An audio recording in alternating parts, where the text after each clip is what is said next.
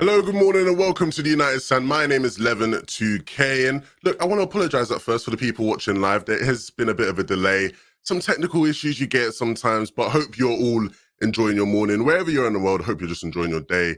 Look, we got some news to talk about.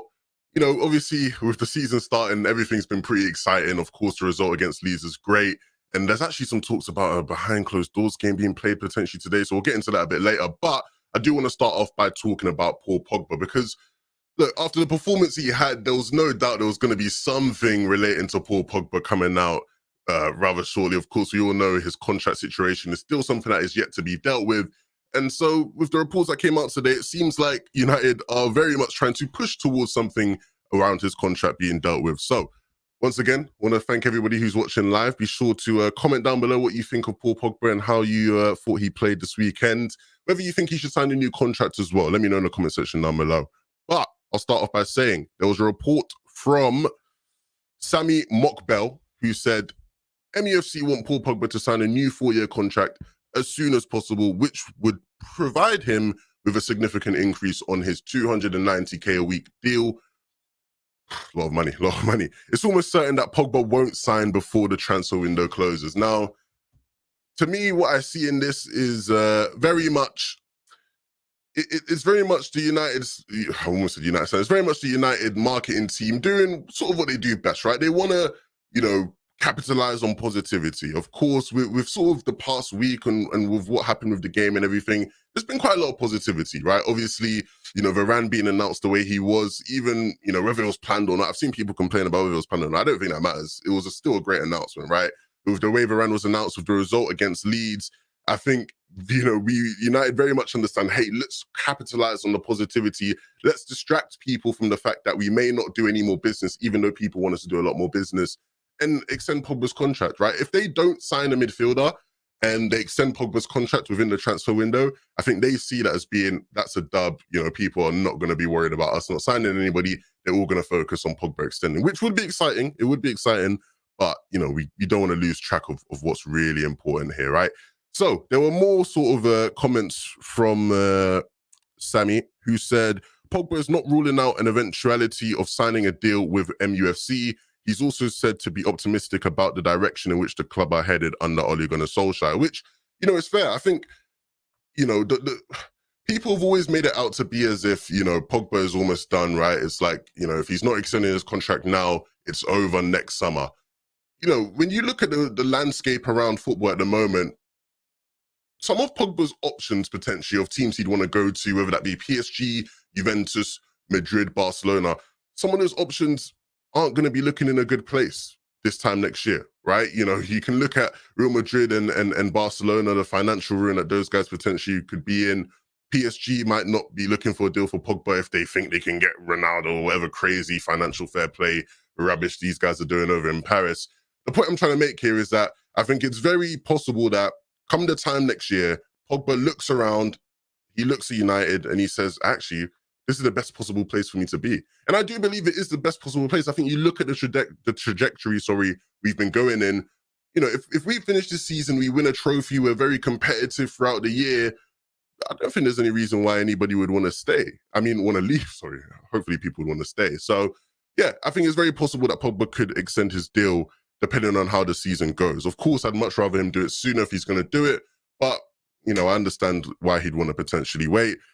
Sammy also said Paul Pogba is understood to have first indicating his willingness to sign a fresh terms with MUFC last season. However, United have only recently accelerated their attempts to extend his contract. In terms of these reports around Pogba, they were backed by The Athletic.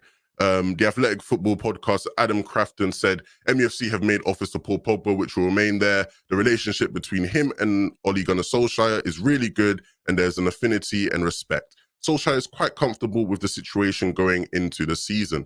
And look, none of these things surprise me. I'll pose it to you guys in the chat. Does any of that really surprise you? It doesn't necessarily surprise me. I think it's clear everything Ollie's said about Pogba has been rather positive in terms of, he feels like he has a good relationship. He feels like the communication is very clear there. And I think a lot of that will just be, look, I'm going to wait to make a decision on my future. I like the direction we're heading in as a club. So, let's see what happens when the time comes at the end of my contract. That's probably what a lot of the conversation sort of sounds like, roughly. Of course, we're not in those rooms and those conversations, so we may never know, but it doesn't seem like something to panic about. But it is interesting to see that United have tried to push him to sign a contract before the end of the deadline.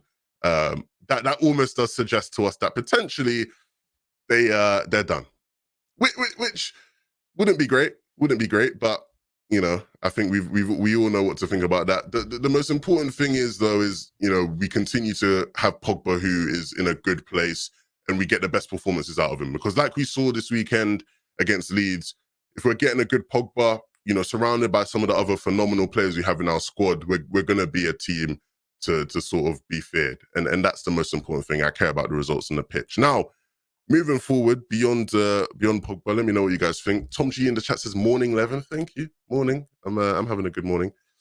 Length of the deal. We're not sure about the details. We're not sure about the details of it yet. It does seem, based off what Sammy reported, it does seem as if, they're going to give him a contract or a pay increase, and there's always controversy when that is being discussed, whether he deserves it and whatnot. But it does seem like they're willing to do anything they can to keep him. I think the stance from United is we'd rather keep him than lose him.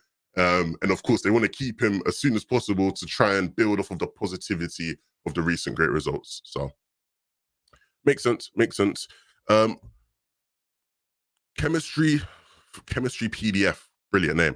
Chemistry says he would love to fulfill his childhood dream in it rather than staying loyal to our club.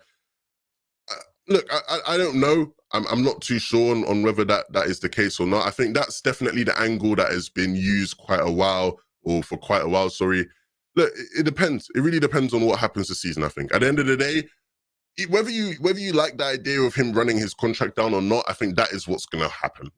That is what it's going to be. It doesn't seem like he's going to extend his contract this summer, and he's not going to be sold. So he's gonna run it down. And so based off of how this season goes, that will determine what happens when it comes to re-signing or not re-signing Paul Pogba. And that's all we can really sort of focus on now. It is just about ensuring we get the best out of him. Because let's say he doesn't re-sign. Let's say his time at United is done after this season. I at least want to be able to look back and say, yeah, we got the best out of him in his last season. Obviously, that game against Leeds definitely suggests that maybe that's on the cards. But, in terms of focusing on whether he wants to fulfill childhood dreams and, whatnot, I think it's always very hard to say that. It does always seem like he's always wanted to go to Madrid. And I suggested a couple of weeks ago that maybe that would be possible for Madrid, right? It does seem like Perez, we all know how Perez is. He's a shady little guy. It looks like he wants to do some sort of Galactico 3.0 thing next summer, right?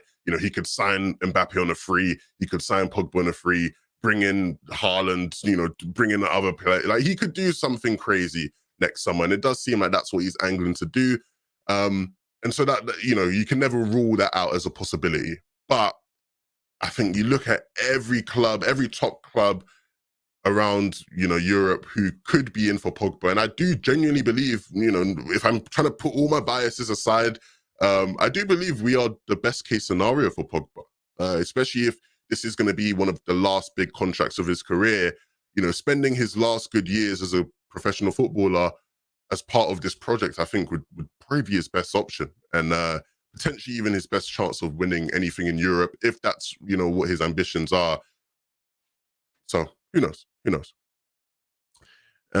Lots of people in chat saying leave, lots of people saying yes, no, please, Paul, stay, says Adam Cowley. Look, of course, there's lots of division around Pogba. I think the one thing I will say when it comes to Pogba, before we move on, is whether you have division about him wanting to stay at the club or not, hopefully we're getting to a point where there's no division about his ability as a footballer, because, his ability as a footballer, he's shown, that he is a quality footballer and that we are better with him than without him. That doesn't mean that we can't survive without him, but we are better with him than without him. And so hopefully there's less division on that moving forward into the season, but it will depend on how he performs moving forward. Let's get into some of the other stories of the morning, because there were a couple other things. There's some stuff from the Times about Jesse Lingard. West Ham bloody hell, I can't read this morning, man. I'm tired as hell. West Ham looks set to make another attempt to sign Jesse Lingard. Manchester United's 25 million valuation. is likely to be outside West Ham's price range, and it is unclear if Lingard wants to return. He was impressed by Solskjaer in pre-season. It's interesting because I think people, I've had some people come to me who, I always try to have, conversations with people. Even if you don't respect my opinion, even if you don't like my opinion, you think I'm an idiot, you think, oh, get this Levin guy off my screen. I will always try to have conversations with people about football and matters of football. And I've had people who have come to me who respect me and they say, Levin, like, well, I like you, bro, but what's with the Lingard agenda? Like, why don't you like Lingard? What is it? Why don't you like Lingard? And I always say to people, I don't dislike Lingard. I like Jesse Lingard. He's a cool guy, very marketable guy, very brand aware guy. And he showed at West Ham last season that he is a great footballer. Like, he has the ability to start in the Premier League week in, week out, which at the start of last season, it didn't seem like that with the lack of game time he was getting. I like Jesse Lingard. The problem I have with Jesse Lingard is that because as a fan, I think it's very easy to do this where I can just become a bit detached from the player, and I do just see him as a potential asset in order to get something that I want more. And at the end of the day, no matter how much I like Jesse Lingard, no matter how much you like Jesse Lingard, I think it's fair to say that you should probably want a holding midfielder more. And so in my head, I think, Jesse Lingard is probably one of the most valuable pieces we could probably get rid of and move on from, which could help fund a move for a holding midfielder, which I think is far more important than keeping Jesse Lingard on the bench or whatever it is it's going to be for Jesse. You look at the bench situation for Jesse. Yeah, I'm sure he could be a bench option, but there's so many players ahead of him. And, ideally, why would he want to sit on the bench again when he's shown that he can start week in, week out? That's not going to happen here at United. You look at our rotation on the left, when Rashford's back, you have Rashford, you have Martial as well, you have Sancho that can play there, you have Greenwood doesn't play a lot there, but he can probably play there. Up front, obviously Lingard doesn't really play up front, so I won't even acknowledge that. Off the right, you have Sancho now, you have Greenwood. Personally, I'd much rather prioritize playing Diallo over Lingard, and so there, obviously we don't know what's going to happen with Diallo. Diallo might be loaned out, but that's just how I feel about it. I just don't think realistically he's going to get much time. Number 10 position, he's competing with Bruno. And when I say competing with Bruno, I'm using that word rather lightly. There's no competition. It is just Bruno. So, it's a difficult situation for Lingard. As much as he can be useful, I think he's much more valuable elsewhere. And I think people as well will be like, why? Okay, fair enough. Maybe Lingard does need to move on. Why aren't you talking about the other players who need to be moved on before? That's fair. Maybe we should be talking about how players like Pereira need to be moved on quicker. And there was a story about Pereira, so we'll get onto it a bit later. But yeah, maybe you're right. Maybe we should be talking about other people being moved on first. But I think the big thing is that I think people look at Lingard and they just think he's probably the most valuable piece. Plus, it's just like, I don't really get it. I like Lingard, and so like I don't get it. It's tough. But it doesn't seem like he wants to go back to West Ham.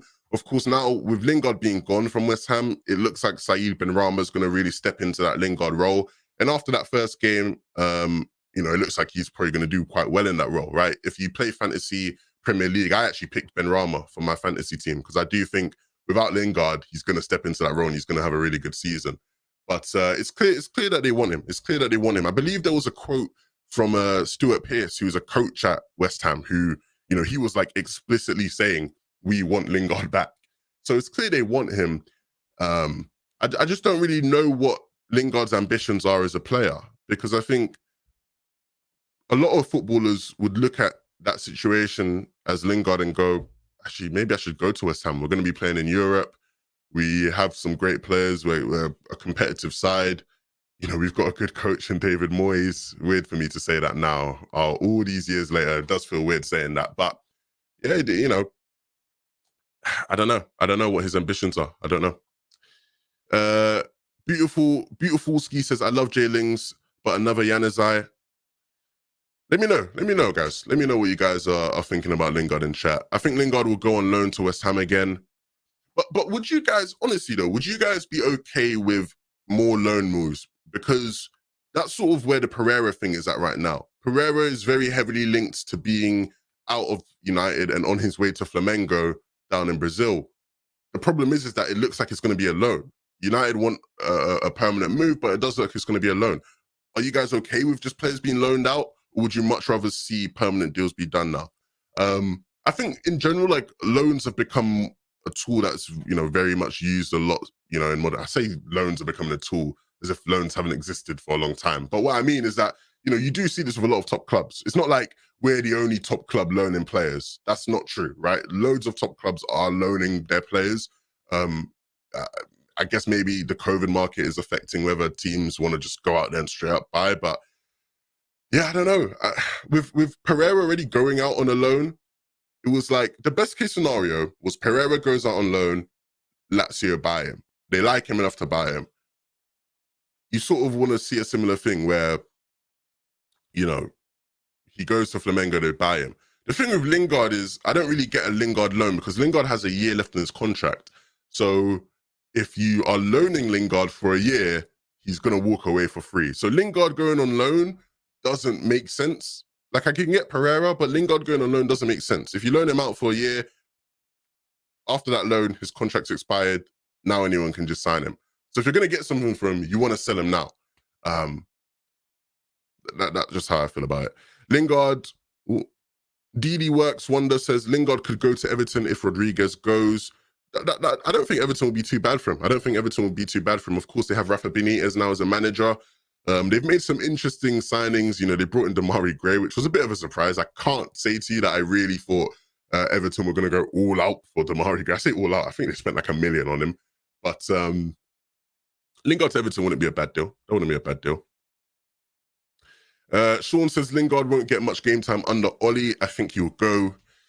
Pardon me. Donny, look at Donny. Don't know what more he can do.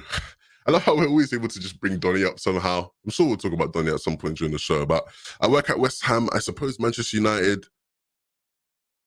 Wait, what's going on here? West Ham really want Lingard back permanently. Yeah, like we were just talking about that. Like, they literally have Stuart Pearce, who's a first-team coach, saying to the media, we want him back. Like, it's clear West Ham really want him back. I don't know. West Ham should be willing to pay 25 mil for Lingard if they are setting 80 mil for Rice. Others sell that. Okay, so that's a bit different, right? Like, that is not, it's not fair to lump that together because Declan Rice's situation at West Ham versus Lingard's situation at United is not the same. Declan Rice is one of their most important players, if not their most important player, their most valuable player. He's a starter. He is very much integral to their success as a club. Jesse Lingard, for us, is surplus to requirements. He has a year left on his contract. Like, very, very different scenarios. I get what you're saying. I get, like, what you're trying to say. You're trying to say, look, if they're willing to say expensive prices, they should be willing to pay the expensive prices. Sadly, football just doesn't work like that, it seems. You know, and I get it, but it doesn't really work like that. They're two different scenarios. But I do wish they would be willing to pay the 25 million. At the end of the day, I almost still agree with you because I wish they were willing to pay the 25 million because, you know, I think it'd be best for Jesse to move on. I think it'd be best.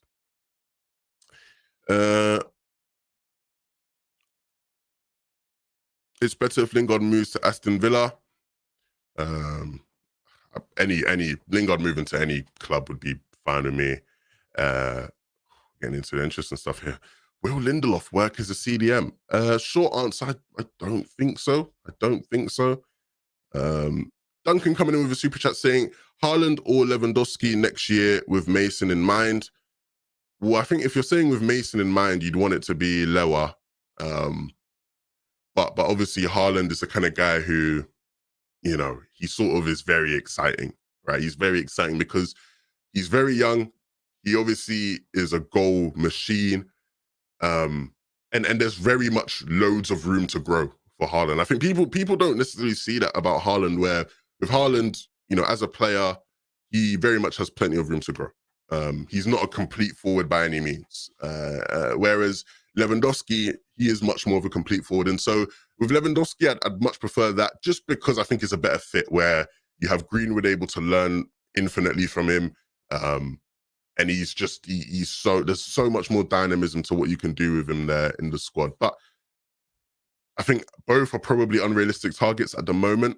Both are very much unrealistic targets. So I wouldn't hold your breath on a Lewandowski or Haaland ultimatum. I would not hold my breath on that one. So we got Ray Carl Brown, Amori coming in with a super chat saying, need to sell now. We got guys who won't make the first team. Look, this is something Mark has talked about a lot, right? If you've, been watching a lot of Mark shows, he's been talking about how many first team senior players we have. It's true. We have an abundance of it. And at the end of the day, to some degree, it is fair to suggest, yeah, you got to let some of those guys go before you bring anybody in. That is a problem that a lot of teams will face. It's a problem that Chelsea, face, where Chelsea, I believe there was a report that Chelsea had like 47 first team players show up to a preseason day, which is like insane to think about, right? But yeah, you got to trim your squad down a bit before you can bring players in. It's a shame though, because I think we've had the whole window to get rid of players. The fact that we've not been able to get anybody out the door is quite frustrating. It's quite frustrating considering the fact that it did seem like we were doing really good business this summer specifically with the signings of Sancho and Varane. But at the end of the day, a transfer window for United always involves some sort of pain, right? It always involves some sort of pain. How old is Lewandowski? Lewandowski is, I think he's 34 maybe? Lewandowski, let me check. Lewandowski is 32. He's not even as old as I thought. Only 32. Our squad is bloated. I think that's a great word. I think that's a great word to use, bloated. I think you can very much look at our squad and go, hold on a minute. Cool, yeah, you're not an awful footballer, but should you really be here? I don't know. But with 2 weeks left, maybe this is my naivety. With 2 weeks left, hopefully we can see something. Levin, did you see the news on Goretzka? No, I didn't. If somebody wants to fill me in, please let me know. But yeah, please let me know. We got a super chat here from Truba saying, we should offer Lingard to West Ham for free and get Rice for 60 million. Chuba, I love your optimism. I do love your optimism. Unfortunately, there is, I want to let you know, friend to friend, there is no chance of that happening. Whatsoever. There's no chance of that happening. Levin, hope you've seen the news about Goretzka. It looks like a real opportunity in the market. The Bayern chairman said that they won't succumb to the players' wages, so Goretzka might leave the club. Interesting. I love how you said opportunity in the market there, right? Because the whole summer, if you've listened to Fabrizio's videos on the channel, he always talks about United are looking for opportunities in the market. Opportunities, right? It's all these, essentially it's a fancy way of saying, yeah, United are just looking for cheap deals. United are looking for a deal that, isn't too expensive. It's pretty on the cheap compared to how good the player is. But yeah, maybe Goretzka's an opportunity. What I would say around Goretzka is very much somebody who, if you told me Pogba was leaving and you're bringing in Goretzka as a replacement, like that makes a lot of sense. I think a lot of people are very fixated on this idea of Goretzka coming in and playing as a holding midfielder for us. And although Goretzka would probably be able to do that well, better than anybody we have. And in fact, I'm very confident in saying that he can do that role better than anybody we have. But that's just not where he's best served. And to me, the player who we bring in that position, I want it to be someone who, they're best served playing in that position, right? Like, if you're very familiar with Goretzka, if you've watched a lot of Bayern Munich games, to play Goretzka in that sort of holding midfielder role, maybe as like a deep line playmaker or something of that sort, it's not where he's played a lot of his football recently. You look at Bayern Munich, they play a double pivot, they play Kimmich as the deep line, Goretzka more of the box-to-box player, right? So it would be very weird. If you're gonna go for one of the two from Bayern, you'd want Kimmich more. Kimmich would fit better into the system than Goretzka would. So that's the one thing I'd say on Goretzka. But maybe that is an opportunity that United look for. Maybe that is an opportunity. But he's a quality player. He's a quality player. He's obviously, he's won a treble, which is pretty cool. So I'm sure he'd come in and do a job. But that's just something I'd keep in mind. Goretzka's a CDM. He can, why not? With Varane and Maguire behind. And I get that. I agree. He'd probably do that job better than anybody we have. It's just, you're bringing in somebody who is a world-class sort of number 8, like a world-class number 8 who plays as a box-to-box. Bringing him in as a DM just doesn't seem. It's not where you're. what am I trying to say? It's just not the best thing you could possibly do in my eyes, right? I'd rather prioritize getting in somebody who you're bringing in, and that is where they're best served as a holding midfielder, deep line playmaker, whatever type of number 6 you want to bring in, is what I'm trying to say. Vandy Candy says like, share, and subscribe. Yeah, guys, if you're watching the video, be sure to like, share, and subscribe. Appreciate all the support, of course. I know Goldbridge isn't here. I know many people are used to Goldbridge on the morning shows, but filling in for the morning. Hope you don't mind.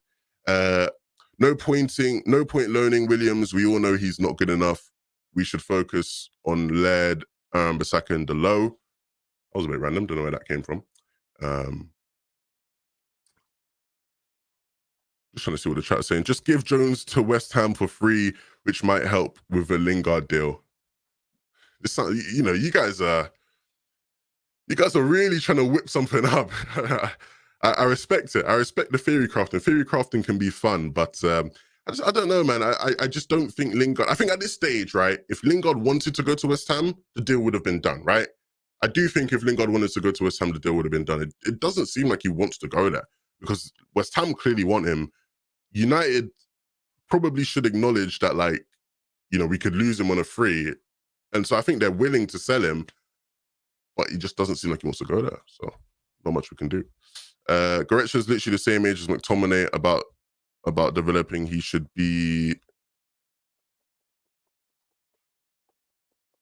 developed. He's not good enough. Accept it. Are you talking about McTominay or sorry guys, I'm not really understanding what the point you're making there is. Guys, I do want to say, guys, there was a tweet I saw from Webby O'Neill who said, today Manchester United played Burnley in a behind closed door friendly at Old Trafford.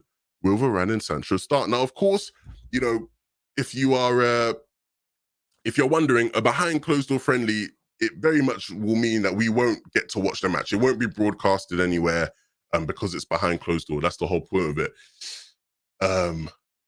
But it will be interesting to see if we can get some info about it after the fact, because I'm sure this is a friendly that's happening to sort of help with fitness and great. Oh, the technical issue there. It would be great to sort of see, you know, how Varane does in his first sort of game starting. I'm sure Varane and Sancho would probably start and that kind of thing. Like, it'd be cool. It'd be cool. So hopefully we can get some more information about that after the fact. It's weird because we always wanted there to be a behind closed door game once the Preston friendly got cancelled. I remember, like, the Preston friendly got cancelled and it was always like, yeah, now let's do a behind closed door game. And it just sort of never happened. But Bloody Burnley. Oh, I did. Oh, guys, so I did that. Okay, yeah, there was a technical issue. I did see something and I thought, was there a technical issue? But yeah, there was a technical issue. But can you do Sean Dyche, Levin? Guys, no. This is the thing you guys don't understand. It's like, I can never do an impression now. Because now if I do an impression, everyone's just going to compare it to Mark's. And Mark's Sean Dyche is so good. So I can just never do it. Maybe I will find an impression I can do that Mark can't, and then I'll do that impression. But I can't do Sean Dyche. I can't. Vlahovic can be a good signing. Vlahovic looks like he's going to be a good signing, but I don't think his timeline sort of matches up with United. I don't think that's something where we've not been linked to him at all. And I just don't think that's a deal we're going to be doing. But whatever team does sign him, I think it'll be a great deal for them. I think Spurs will link to him. But yeah, maybe he's going to be a Kane replacement. There was a report from Sport 1, and they essentially said Erling Haaland's release clause, which is valid from 2022, is worth a transfer fee of at least 75 million euros. The value can go up to 90 million euros if certain conditions are fulfilled this season. It's weird to me. It's very weird to me because they're going to lose Haaland next summer, right? Whether that be to us or to any other club, they're going to lose him next summer relatively cheap. Like, they could have sold him this summer for much more to Chelsea. Chelsea were in for him at one point. And it's a similar thing with the Sancho situation. We were offering them about 108 million pounds for Sancho last summer. About that. I don't think it was just like that. I think it was more about 90 million pounds. But we were offering them a lot more than what we ended up paying for Sancho last summer. They rejected it. Next summer, they just sell him for less. And it's going to be the same situation with Haaland.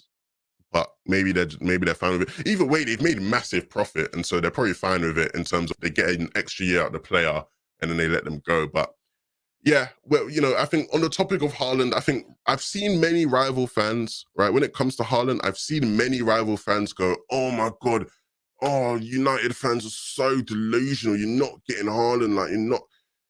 Look, right now, as it currently stands, Haaland is probably an unlikely target for us, right?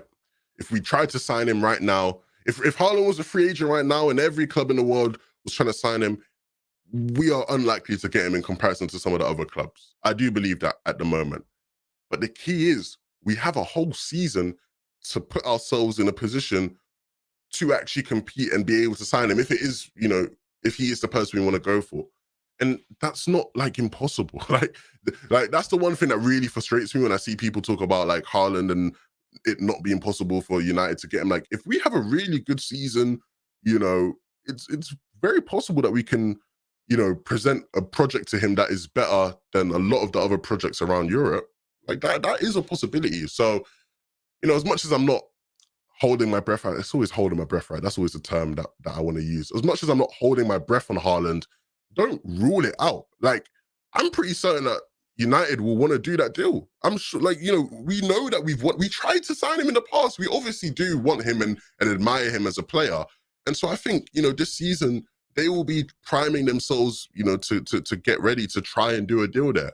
I understand there's always going to be the concerns about how much money he wants and, obviously another Mino Raiola client and whatnot. But, he's a quality player. He's a quality player. Who knows though, right? Because at the end of the day, as much as I say, we have 1 year to get ourselves ready for Haaland potentially, in that year, we might also realize we don't need Haaland, right? If Greenwood has a breakout year where it's clear that he's going to be the starting number 9 once Cavani leaves, then yeah, I'll be honest, I won't be interested in Haaland. So, this next year is pivotal, man. I can't stress this enough how important this season is.